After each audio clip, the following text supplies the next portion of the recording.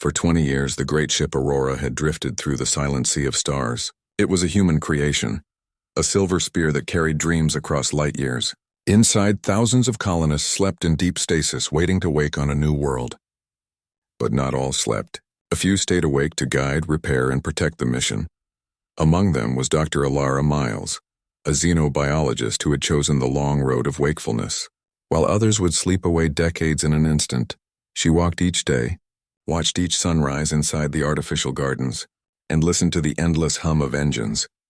Alara often thought of Earth, though she had left it long behind. She remembered the blue skies, the smell of rain on stone, and the voices of people she once loved. Time had turned those memories soft and distant, like paintings fading under sunlight. Still, she carried them close. They were the reason she worked. Humanity had to have a chance beyond one world. Her duty was the ship's biodomes, great halls of soil, air, and water where trees grew tall and fish swam in ponds. Without them, the colonist would wake to nothing but metal walls. The domes were life itself, and Alara guarded them fiercely. On the 20th year of the journey, something strange happened. The ship's sensors picked up an anomaly. A voice, not through radio waves or light, but inside the crew's minds. It was sudden, like a bell rung in the skull. Every waking officer froze, hands pressed to their temples. "Travelers of flesh," the voice said, "you sail into the domain of Ashari. Your path is not yet granted." The crew gathered in the command hall. The great windows showed a vast shape in the distance. At first they thought it was a star glowing faintly, but as the ship drew closer they saw it was no star. It was a structure, impossibly large, stretching across the void like a spider's web of crystal and fire. "It's artificial," whispered Captain Rin. His voice trembled. "Older than anything we've seen." The voice returned. "You carry life. You carry hope. But to pass you must prove your worth. Show me the strength of your kind." Fear spread among the crew. No one knew how to answer. What trial could such a being demand? That night Alara walked alone in the biodome. She touched the leaves of a tree, one of the few oaks left from Earth. Her mind was heavy. Humanity had dreamed of stars for thousands of years. But now, here at the edge of success, something vast stood in their way. The next day, the test began. The alien intelligence Ashari reached into their thoughts. It created visions, illusions more real than any dream. Crew members saw their lost families, their old homes, their buried regrets. Many broke down, unable to move, weeping in the corridors. One officer saw his dead daughter and begged to stay in the dream. Another fell to his knees, clutching at air as if it were his mother's hand. Ashari watched them with unseen eyes. "So fragile," it whispered. So bound by sorrow, Alara too felt the pull. She smelled the rain of her childhood, heard laughter in distant halls. And then a face. His face, Kilverin. She froze. Kale had been her closest friend once, long ago on Earth. More than a friend, he had been the one she loved, though neither of them ever found the courage to speak it. Before the Aurora launched, his ship had vanished in an experimental jump drive accident. They never recovered a body. For 20 years she had carried his absence, and now here he stood in front of her. Not a ghostly image, not a pale shadow, but Kale alive, eyes burning like stars, voice warm as she remembered. "Alara," he said softly. "It's me," she staggered back. Her mind told her it was a trick, a weapon of Ashari, but her heart thundered. Every detail was right, the way his smile curved, the scar on his hand, the slight roughness in his tone. "You're not real," she whispered. "Then touch me," Kale replied. He reached for her hand. His grip was firm, warm, alive. Not an illusion. Not a dream. Alara pulled away, trembling. "This is a lie. It has to be." Ashari's voice thundered through the dome. "This is what you longed for. Is it weakness or is it strength? Decide, human." Alara's mind raced. Around her, the ship was failing the test. Officers trapped in visions. Systems locked by the alien presence. Only a few still fought against the dreams, but even they wavered.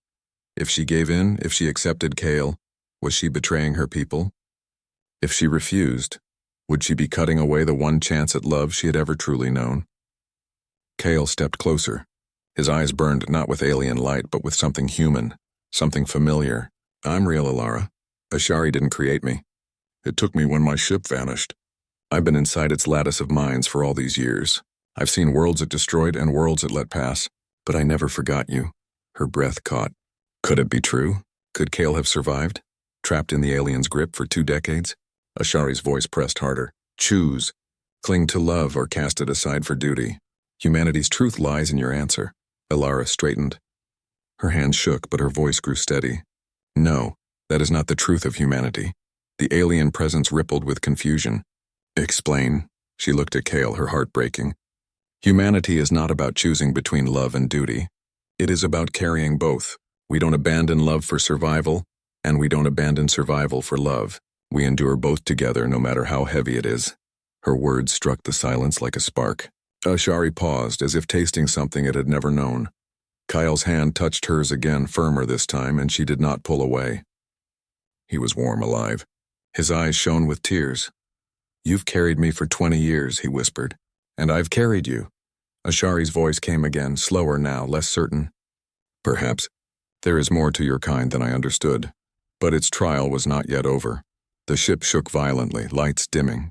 Across the corridors, officers screamed as illusions pressed harder into their minds. Ilara felt the walls closing in, the trees around her twisting into fire.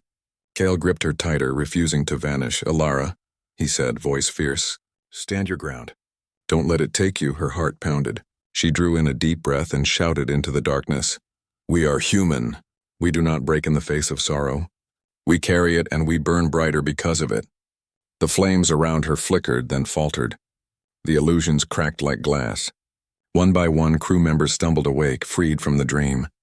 The biodome shimmered back into reality. The oak trees, the pond, the endless hum of engines. But Kale still stood before her, his hand in hers. Not fading. Not gone. Ashari's voice filled the ship one last time. Then let us see, human. If love can truly burn against the void. The vision ended, leaving silence heavy in the air. But Kale remained. And Ilara, for the first time in 20 years, felt her heart alive again. Kale's return was not a dream. When the illusions faded, he remained. Flesh, breath, heartbeat, alive. For a long moment, Ilara could only stare at him, afraid to move in case he vanished like smoke. But when she touched his hand again, it was warm, strong, real. The crew whispered in disbelief. Some fell to their knees, others watched with fear. No one understood how he could exist outside the alien's control. Captain Rin was the first to speak. How do we know he is not a weapon? An anchor Ashari placed to break us from within? Kale raised his head. His voice was rough but steady. Because I am still me. I was taken 20 years ago, trapped inside Ashari's lattice of minds. I saw things no human should see. Civilizations judged, some erased, others allowed to live. I was not destroyed because I resisted. I clung to one memory, her. He turned his gaze to Ilara. It was the only fire strong enough to keep me human. Ilara's throat tightened. The room was silent except for the hum of the engines. Before anyone could answer, Ashari's voice rolled through the ship like thunder. You speak of fire, of love, but love is fragile. It blinds, it weakens. Show me it is not so. Show me why I should let your kind cross the stars. The windows of the command hall blazed white. Beyond them, the alien construct shifted. Towers of crystal unfolded like wings, flooding the void with light. The aurora shook violently, alarms screaming through the decks. Shields failing, shouted the navigator. If this continues, we'll be torn apart. Ilara steadied herself. Ashari is testing us again. It wants proof. Captain Rin's face was pale. And if we cannot give it? Kale answered, his voice sharp. Then it will destroy us as it has destroyed others. The choice was clear. They had to show what humanity was. Not just survival, not just fear. Something more. The trial of fire Ashari drew them into another trial, but this time it was no illusion. The construct around them opened like a vast flower, and Aurora was dragged inside. Blinding light surrounded them. Energy surged across the ship's hull, burning through circuits. The crew worked desperately, repairing systems, fighting to hold the engines together. Ilara joined them, her hands blackened with grease as she sealed coolant lines. Kale moved beside her, his strength steady and sure, but Ashari's voice echoed still. What is love, human? Is it a chain that binds you? Or is it a flame that consumes? Show me. Ilara clenched her jaw. She knew what it was asking. It wanted to see if they would abandon one another when survival demanded it. If love was weakness, they would break. Kale touched her shoulder. His eyes, though weary, still burned with that same unyielding fire. It's trying to divide us, Don't let it. She met his gaze and nodded. Then we show it the truth. Standing together, hours passed in the storm of light. Systems flickered, oxygen grew thin, and despair threatened the crew. Some cried out that they should surrender. Let Ashari take them as it had taken Kale. Others shouted to abandon everything but the mission, even if it meant casting Kale out as a danger. The division was clear, and Ashari's voice swelled with cruel delight. Yes, sacrifice love for survival. Cast away the weak and you will live. Ilara stepped forward, her voice rising above the chaos. No, she shouted. Her words rang against the metal walls. We are not a people who choose between heart and survival. We carry both. We are human because we endure together. Without love, survival is empty. Without survival, love cannot grow. We need both, and we will not surrender either. Her words silenced the hall. Even the alarms seemed to fade for a heartbeat. Kale's hand found hers. He turned to the crew. She is right. I survived 20 years in Ashari's prison because of her. Because love gave me strength when logic failed. That is humanity's fire. That is what no machine, no empire of stars can erase. One by one, the crew straightened. Fear faded from their eyes, replaced by resolve. Engineers rushed to their posts. Pilots tightened their grips, and even Captain Rin stood taller. They would not surrender. The breaking point Ashari did not yield. The storm intensified. The ship groaned, metal screaming under the pressure. One more surge and the Aurora would be crushed like glass. Ilara felt Kyle squeeze her hand. His voice was low, urgent. We can't win by endurance alone.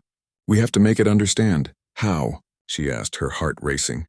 Together. They closed their eyes, holding each other tightly. Kale had once been bound to Ashari's lattice of minds. Through him there was still a thread, a doorway. If they reached through it, not with weapons but with hearts, they might show the truth of humanity directly. Ilara pressed her forehead to his.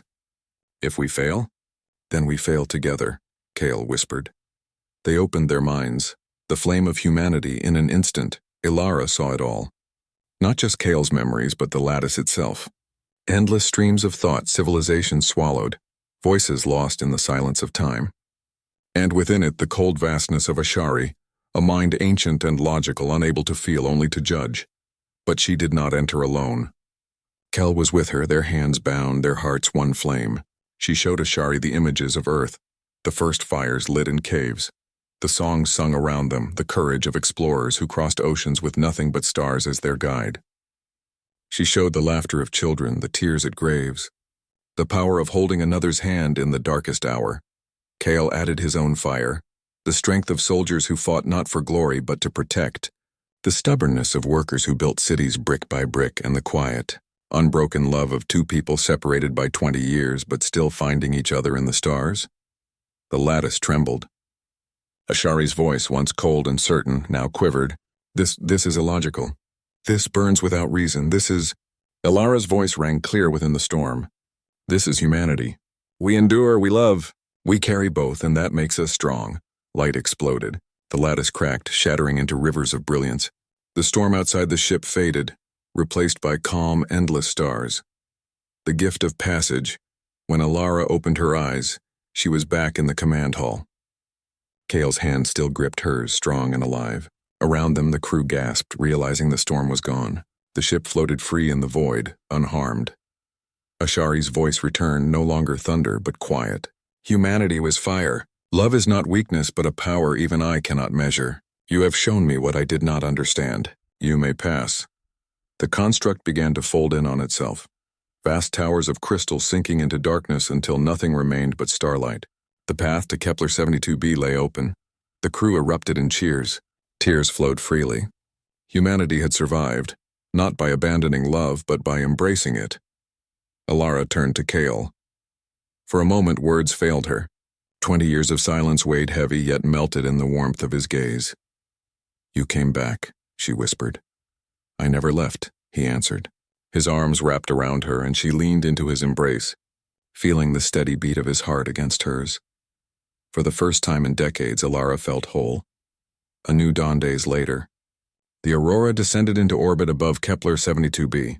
The planet stretched below, green and blue clouds swirling like Earth once had, a new home for humanity.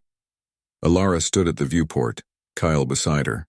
The crew moved with renewed purpose, preparing the colony modules, their voices filled with hope. "This world will see the first human dawn beyond Earth," Kyle said softly. Ilara smiled. "And it will see us together." The future was uncertain. Challenges would come, storms, hunger, perhaps even war. But humanity had faced worse and survived. They carried fire in their hearts. As the ship descended, Ilara closed her eyes. The magic of 20 years, the silence, the sorrow, all of it had turned into flames of love in his embrace. And with that fire, nothing could stop them.